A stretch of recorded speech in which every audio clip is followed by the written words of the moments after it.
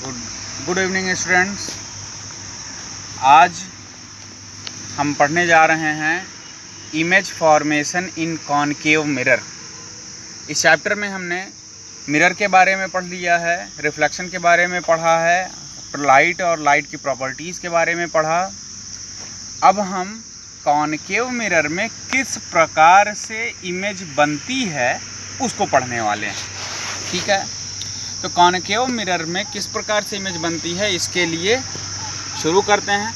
इसमें 6 प्रकार से इमेज बन सकती है, मतलब 6 प्रकार से इन द सेंस कि कितनी दूरी पर कौन से ऑब्जेक्ट को रखेंगे। जैसे सपोज़ कि कोई कॉनकेव मिरर है, उससे कितनी दूरी पर ऑब्जेक्ट को रखेंगे और कैसी इमेज बनेगी, कितनी दूरी पर रखेंगे और रखने पर, दूरी बदलने पर किस प्रकार से इमेज बनेगी, इसी चीज़ को हमें पढ़ना है। जो देखने वाली चीज़ है कि हम ये क्यों पढ़ रहे हैं, आपको ये भी बताना ज़रूरी है कि हम ये पढ़ क्यों रहे हैं। हम इसलिए पढ़ रहे हैं क्योंकि CBSE क्लास 10th की बुक में, जो NCERT बुक है, उसमें से जो फिजिक्स का पार्ट है वो 2 पार्ट में है। फिजिक्स भी एक ऑप्टिक्स है, मतलब लाइट, रिफ्लेक्शन और नेचुरल फेनोमेना, और दूसरा पार्ट है इलेक्ट्रॉनिक्स का, इलेक्ट्रॉनिक्स एंड मैग्नेटिज्म। ये मेन पार्ट हैं फिजिक्स के, जिससे कम से कम 15 नंबर का, इन 4 चैप्टर से मिलाकर के 15 नंबर का आएगा, 15 मार्क्स का। इन 15 मार्क्स में से एक न्यूमेरिकल ज़रूर रहता है। ठीक है, तो वो जो न्यूमेरिकल है उसकी तैयारी के लिए हम इमेज फॉर्मेशन पढ़ रहे हैं। क्योंकि जो न्यूमेरिकल आते हैं वो इमेज से रिलेटेड ही आते हैं और लेंस और मिरर से रिलेटेड आते हैं। लेंस और मिरर में इमेज कितनी दूरी पर है, कैसे रखी है, कहाँ बनेगी, क्या नेचर होगा, लेंथ क्या होगी, ब्रेड्थ क्या होगी, यही निकालने की होती है। तो ये जो न्यूमेरिकल आते हैं उसकी तैयारी के लिए हमें न्यूमेरिकल पढ़ना ज़रूरी है, और न्यूमेरिकल पढ़ने के लिए हमें इमेज फॉर्मेशन भी जानना ज़रूरी है। अगर हम इमेज फॉर्मेशन नहीं जानेंगे तो हमें ये नहीं पता चलेगा कि कौन सा सवाल कैसे लगाना है। तो हम लोग इमेज फॉर्मेशन पढ़ने वाले हैं कॉनकेव मिरर का। ठीक, तो पहला केस है, इसमें 6 केस हैं, हमने आपको बताया 6 तरीके से बन सकती है। तो केस फर्स्ट, टॉपिक है image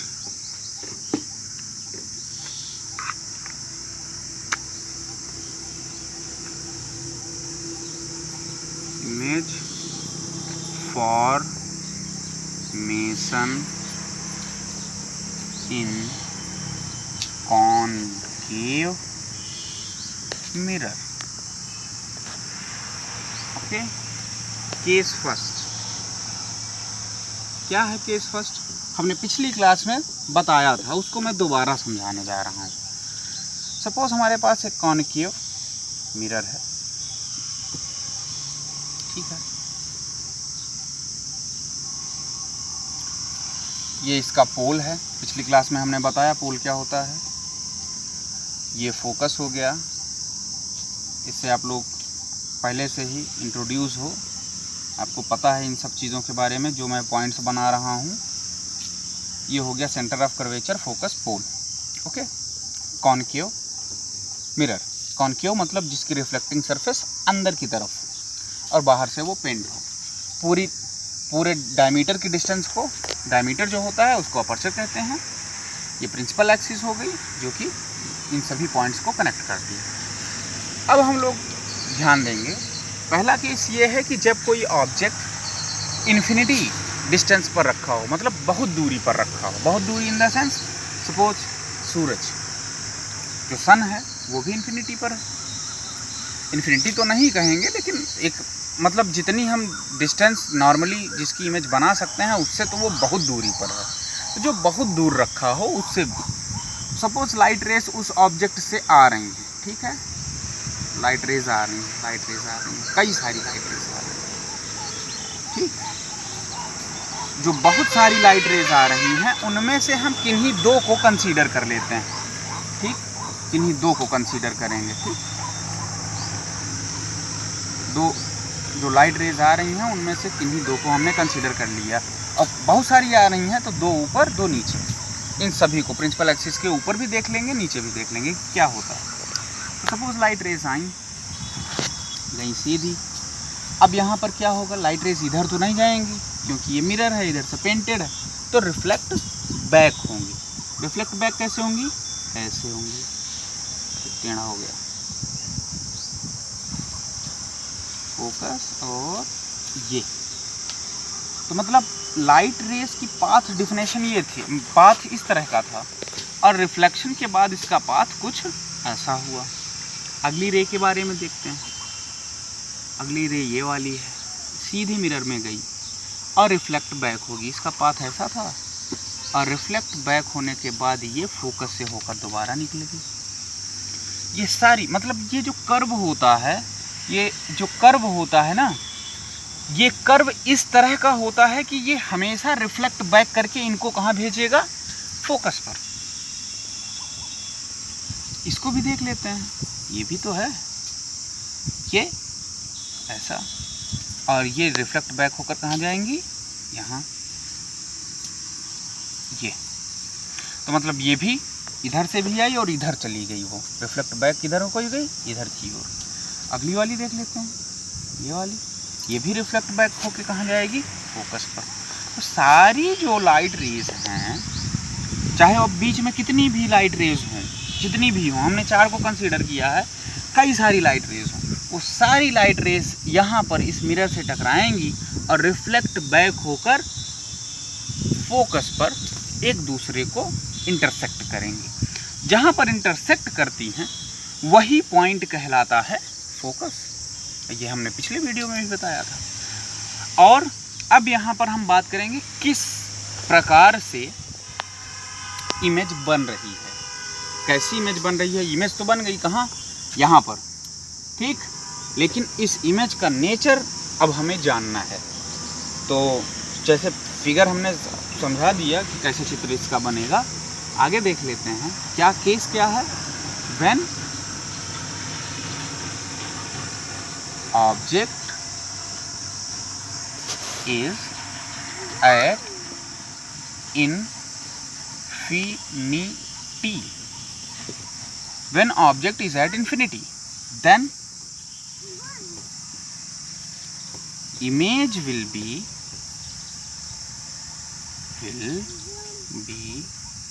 form at focus. Image will be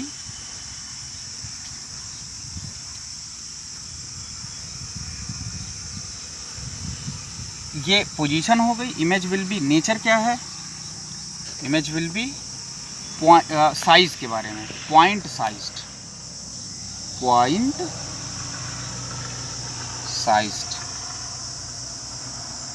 ठीक, पॉइंट साइज्ड। और क्या है, ये एक पॉइंट हो गया, ठीक, ये दूसरा पॉइंट हो गया।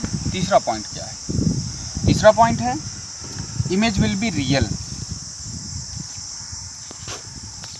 Image will be real. Image will be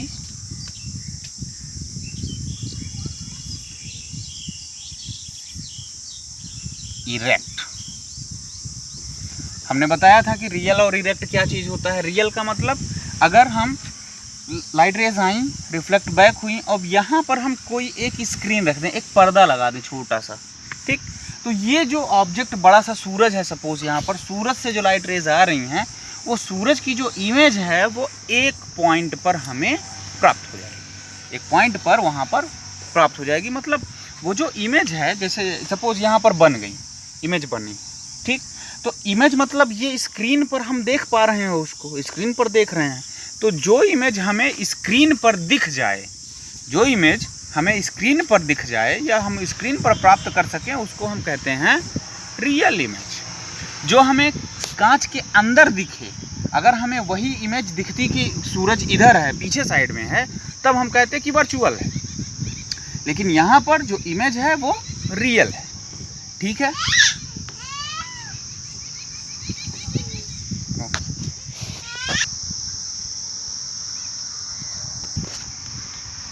तो हमारे समझ में क्या आया कि अगर ऑब्जेक्ट इन्फिनिटी पर रखा है तो उसकी जो इमेज है वो फोकस पर बनेगी। इमेज की पोजीशन क्या होगी, फोकस कितनी बड़ी होगी, पॉइंट साइज्ड, एक बिंदु कितना। इमेज विल बी रियल, मतलब इसे हम किसी स्क्रीन पर प्राप्त कर सकते हैं। इमेज विल बी इरेक्ट, मतलब इमेज जो है सीधी बनेगी, उल्टी नहीं। मतलब जैसे अगर हम खड़े हैं तो सामने अगर इमेज खड़ी ही है, उल्टी नहीं हो गई है। कुछ मिरर में ऐसा होता है कि उसके सामने अगर हम खड़े हो जाएं तो थोड़ा कर्व होगा वो, लेकिन वो इमेज उल्टी भी हो जाती है। तो यहाँ पर जो इमेज बन रही है वो पॉइंट साइज्ड है, इसलिए उसका कोई मतलब नहीं बनता कि वो इरेक्ट है या इन्वर्टेड है। लेकिन इस मिरर में जितनी भर इमेज इधर साइड में रियल बनती हैं वो सारी इमेज इन्वर्टेड होती हैं, इन्वर्टेड, ठीक। The image will be inverted. अब केस सेकंड क्या कि ऑब्जेक्ट जब किसी भी ऑब्जेक्ट को जब हम इन्फिनिटी और सेंटर ऑफ कर्वेचर के बीच में रख दें तब, मतलब यहाँ से यहाँ तक के बीच में रखेंगे तो कैसा इमेज बनेगा। तो केस सेकंड अब पढ़ेंगे। When object is between focus and centre of, between infinity and centre of curvature. Case second, when object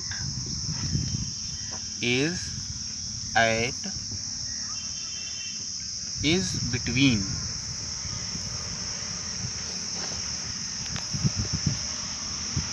infinity and center of curvature,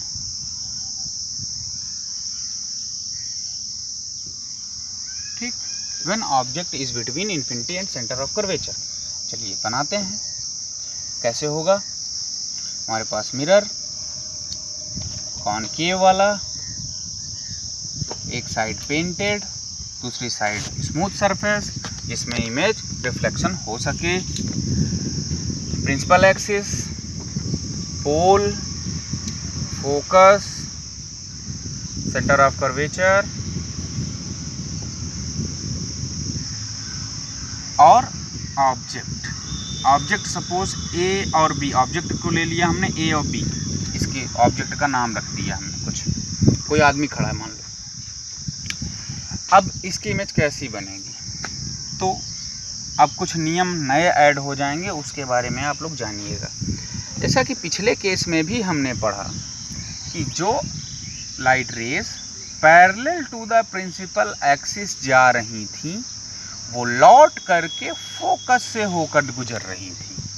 मतलब लाइट जाते समय parallel to the principal axis, जो principal axis है हमारी उसके parallel जा रही थी, जो प्रिंसिपल एक्सिस है हमारी उसके पैरेलल जा रही थी, और यहाँ से रिफ्लेक्ट बैक होने के बाद ये फोकस से लौट रही थी। तो ये हमेशा ध्यान रख लीजिए कि ऐसा ही होता है कि लाइट रेज जो parallel to the principal axis हो जाती हैं वो बैक आने पर, जब रिफ्लेक्ट बैक होती हैं तो फोकस से होकर गुजरती हैं। और कई सारी लाइट रेज जाएंगी यहाँ से कई सारी लाइट रेज जाएंगी जो कि पैरेलल नहीं होंगी। कुछ लाइट रेज ऐसी भी होंगी जो सेंटर ऑफ कर्वेचर से होकर जाएंगी।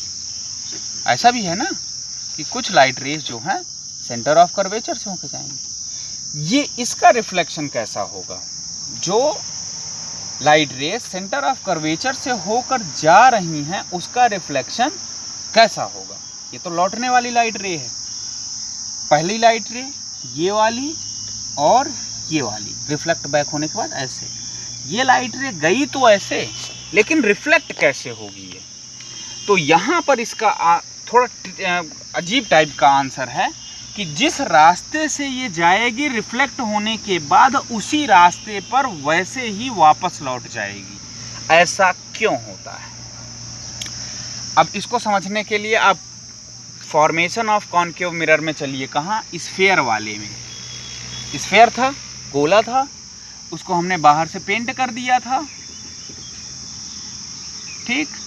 और एक पार्ट को अगर हमने काट लिया तो बन जाएगा, एक पार्ट को हमने कट कर लिया तो बन जाएगा क्या? इतना पार्ट क्या कहलाएगा?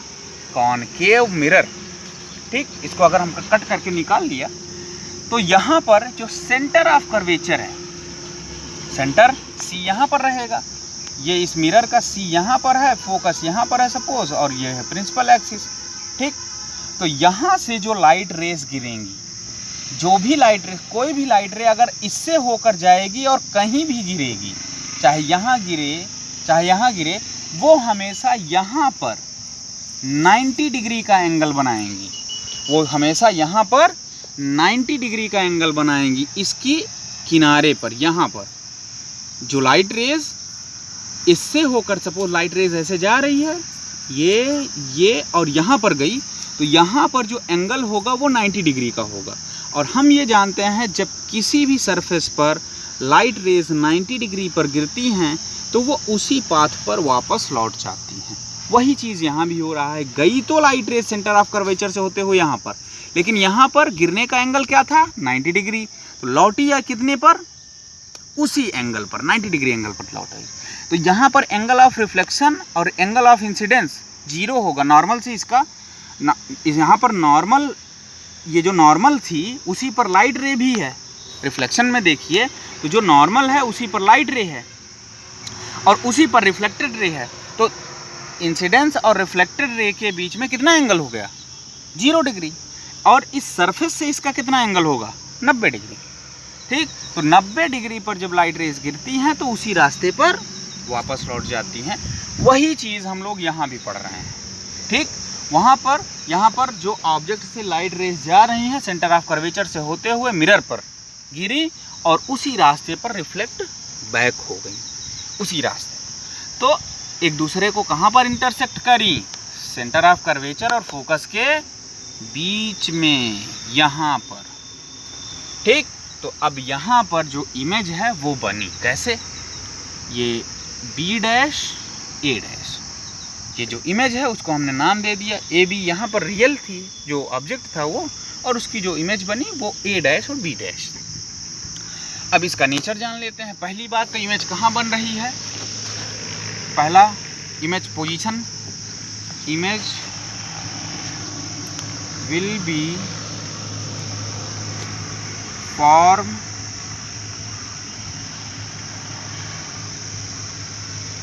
Between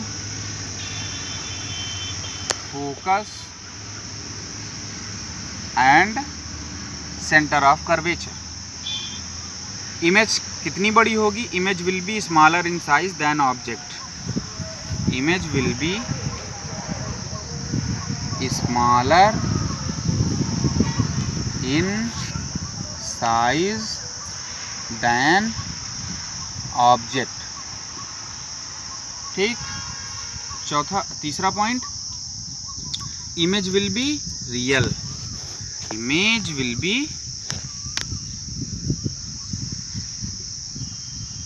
real. चौथा point, image will be inverted.